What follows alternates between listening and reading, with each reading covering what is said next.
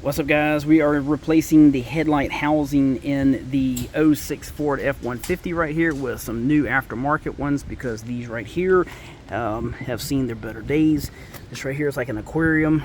It's got so much water, had so much water in it, that it was just too dangerous to keep, because I couldn't see hardly out of it, and I didn't want to take a chance on it messing up all the wiring, factory wiring, because it gets moisture in there and messes everything up.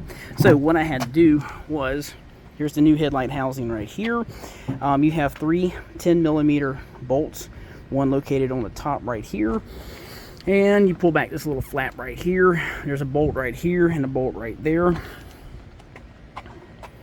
I'll show you the back side of it. The back side right here is where your headlight goes,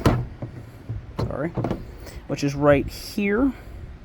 Your side marker light, little tiny one, goes over here, and your turn signal goes right there.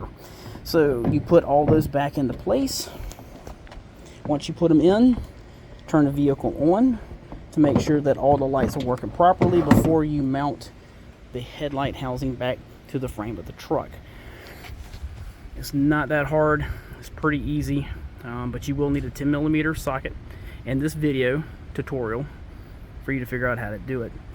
So if you like this video, smash that thumbs up button for us. Feel free to share this video on social media if it has helped you, or if you know of anybody that is not quite sure how to change out their headlight housing. Also, check out the other videos on how to change out the headlight bulb, the turn signal bulb, and the side marker bulb, which you will have to take this whole housing off in order to replace it.